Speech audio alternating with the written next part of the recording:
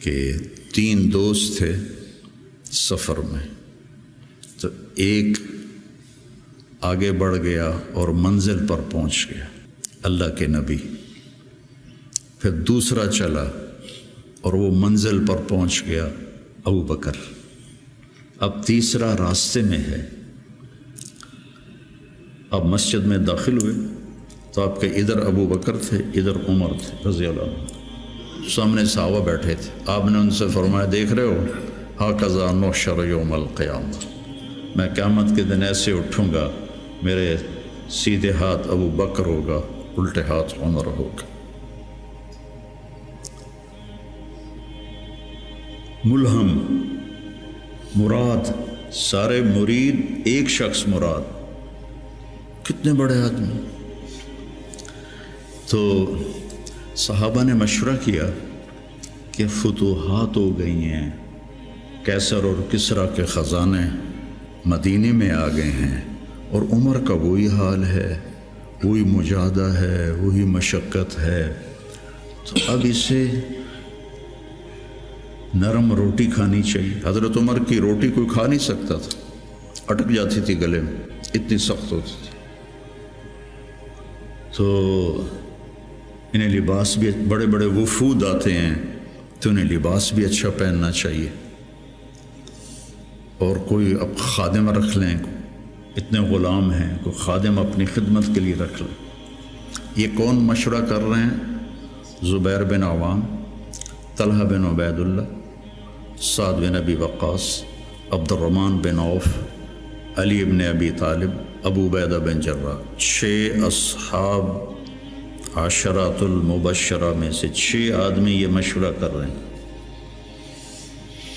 حضرت علی نے کہا، مانے گا نہیں، جو تم مرضی کر لو۔ حضرت علی نے کہا، نہیں مانے گا۔ کہا نہیں، ہم انشاءاللہ منوائیں گے، ہم خود نہیں جاتے، ہم حضرت عائشہ کو بھیجتے اور حضرت حفصہ کو بھیجتے، دونوں امہات المومنین ہیں اور ایک بیٹی ہے، تو ان کی ضرور مانیں گے۔ تو یہ دونوں تشریف لائیں، اور متکلم بنی حضرت عائشہ، کامر المومنین، آج آپ سے ایک بات کرنی ہے۔ کہنے لگے، کہو۔ کہنے لگے، اللہ کے رسول کے دور میں نہ دنیا آئی، نہ اللہ کے نبی نے دنیا کا ارادہ کیا، تو وہ مشقت میں گزر گئے۔ میرے باپ ابو بکر کے دور میں دنیا کی فتوحات نہ آئیں، نہ انہوں نے ارادہ کیا، وہ بھی گزر گئے۔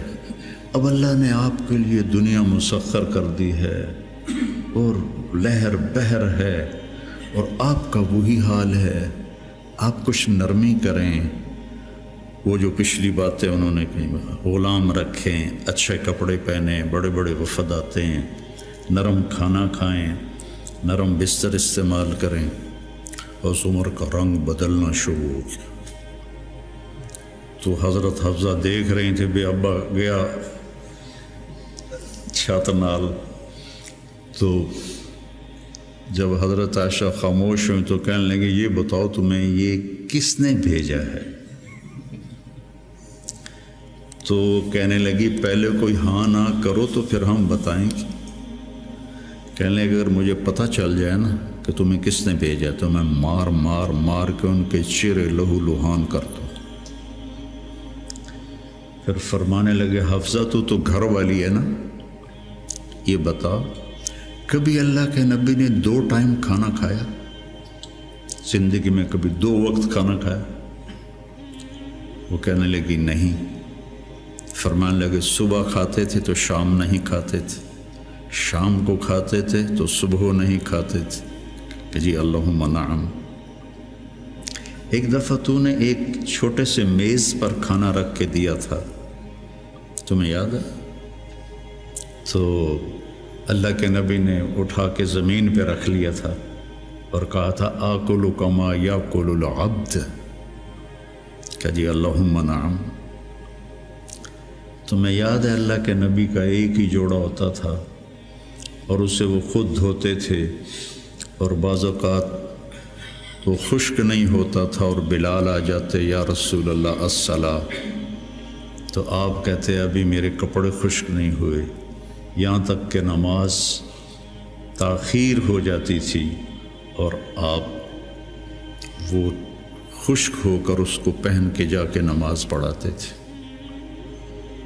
اور یہ بھی تمہیں یاد ہو، وہ کہنے لگی اللہم نعم، کہ یہ بھی تمہیں یاد ہوگا کہ ایک دن وہ جوڑا بھی نہیں تھا تو آپ نے پڑوسن سے چادر مانگی تھی جس کو لپیٹ کر جا کے نماز پڑھائی تھی، یاد ہے؟ کہنے لگی اللہم نعم۔ کہا نبی کا بستر کیسا تھا تیرے گھر میں؟ کہا ایک ٹاٹ تھا، اس کو میں دوہرا کر کے بچھا دیتی تھی رات کو۔ تو حضرت عمر کہنے لگے ایک رات تو نے اس کی 4 تہیں لگا دی، تو صبح اللہ کے نبی نے کہا حفصہ میرا بستر تبدیل کر دیا ہے؟ کہ نہیں یا رسول اللہ وہی ہے، بس 2 کی 4 تہ لگا دی۔ کہا اس کو دوبارہ ویسے کر دے، مجھے رات کو اٹھنے میں مشکل پیش آئی اس کی نرمی کی وجہ سے، یاد ہے؟ کہنے لگی اللہم نعم۔ تو فرمایا اللہ کے نبی نے کبھی 2 سالن کٹھے کھائے؟ اللہ کے نبی نے کبھی 2 سالن کٹھے کھائے؟ کہنے لگی نہیں، کوئی نہیں کھائے۔ تو حضرت عمر رونے لگے، فرمایا کہ جنہوں نے تمہیں بھیجا ہے نا انہیں جا کر کہو کہ 3 دوست تھے سفر میں، تو ایک آگے بڑھ گیا اور منزل پر پہنچ گیا اللہ کے نبی، پھر دوسرا چلا اور وہ منزل پر پہنچ گیا ابو بکر، اب تیسرا راستے میں ہے، ان کے راستے پر رہے گا تو پہنچے گا ورنہ بھٹک جائے گا۔ والذی نفسی بیدہ، اس رب کی قسم جس کے قبضے میں میری جان ہے، میں اپنے آپ کو اسی حال پہ رکھوں گا حتی تلحق روحی باللہ، یہاں تک کہ میں اپنے رب کے ساتھ جا کے مل جاؤں۔ جن کو اپنی ذات کی طرف نبی کی محنت متوجہ کرتی، تحریکیں اوروں کی طرف متوجہ کرتی، اور انبیاء کی محنت یا قوم اعبدوا اللہ ما لکم من الہ غیر،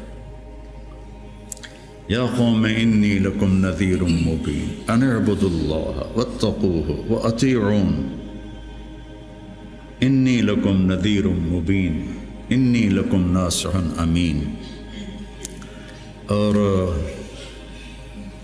جب خنجر لگ گیا اور پتہ چل گیا کہ بچنا ممکن نہیں ہے، تو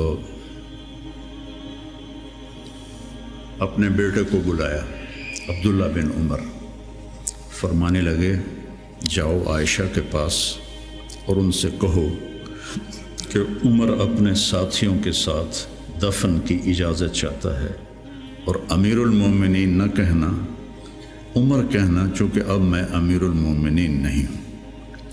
اگر وہ اجازت دیں دیں تو مجھے وہاں دفن کر دینا، ورنہ مجھے عام قبرستان میں لے جا۔ عبداللہ بن عمر رضی اللہ تعالیٰ عنہ تشریف لے گئے تو عائشہ رضی اللہ عنہ بیٹھی رو رہی تھی، تو انہوں نے عرض کی اماں جان میرا باپ عمر بن خطاب اپنے ساتھیوں کا قرب چاہتا ہے۔ تو حضرت عائشہ رضی اللہ عنہ نے روتے ہوئے کہا یہ جگہ تو میں نے اپنے لیے رکھی تھی، لیکن اگر عمر طلبگار ہے تو مرحبا بعمر۔ واپس آئے، کہا ابا جان ابشر قد اذنت، اجازت ہو گئی۔ کہ بیٹا ممکن ہے میرے شرم میں کہا ہو، جب میں مر جاؤں پھر دوبارہ میرا جنازہ لے جانا اور باہر رکھ دینا، اور پھر ایک دفعہ دوبارہ پوچھنا، اگر اس وقت اجازت ملے پھر مجھے اندر لے جانا۔ اس میں حضرت علی آئے تو بڑے گھبرائے ہوئے تھے، تو حضرت علی نے پوچھا اتخاف من الموت؟ کہا نہیں، الذی بعد الموت، الذی بعد الموت، جس ہستی نے 22 لاکھ مربع میل میں اسلام پھیلایا. تو کہنے لگے ڈرو نہیں. میں نے کئی دفعہ سنا کہ اللہ کے نبی نے کہا خرج تو انا و ابو بکر و عمر، دخل تو انا و ابو بکر و عمر، جی تو انا و ابو بکر و عمر و سیدہ کہول اہل الجنہ ابو بکر و عمر. کہ میں نے کئی دفعہ سنا. حضرت حسن بھی ساتھ. تو کہنے لگے قیامت کے دن گواہی دو گے میری؟ کہا میں بھی دوں گا، حسن بھی دے گا، میں بھی دوں گا، حسن بھی دے گا. تو حضرت علی چلے گئے تو موت کی آہٹ محسوس کی.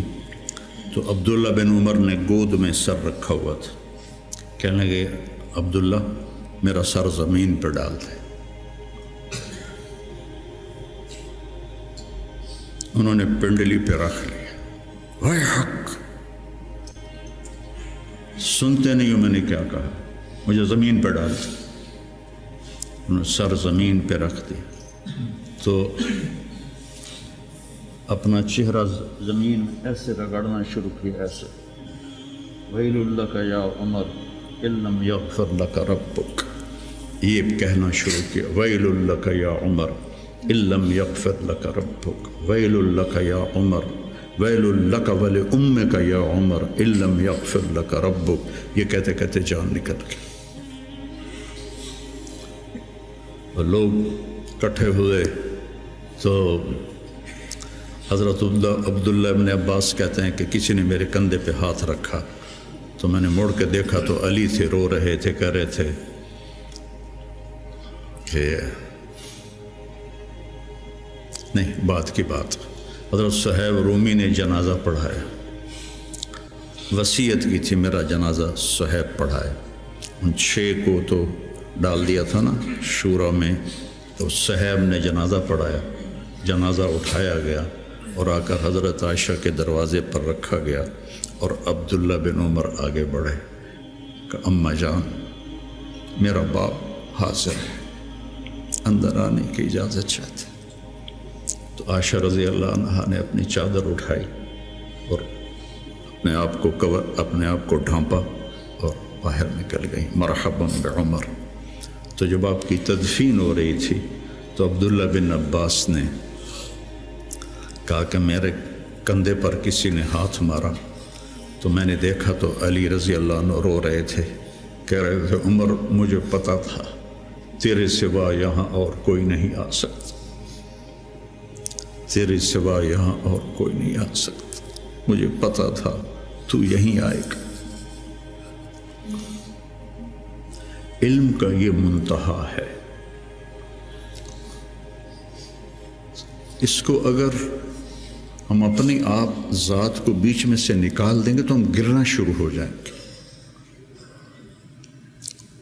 تجھے کیوں فکر ہے اے گل دلے صد چاک بلبل، تو اپنے پیرہن کے چاک تو پہلے رفو کر لے.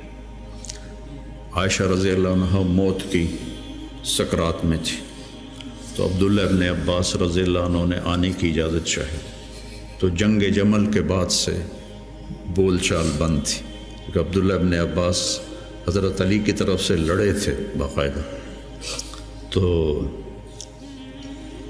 آپ کے پاس عبداللہ بن زبیر اور مسور بن مخرمہ رضی اللہ عنہ بیٹھے ہوئے تھے. تو حضرت عائشہ رضی اللہ عنہ خاموش ہو گئی. اتنا اثر تھا اس بات کا.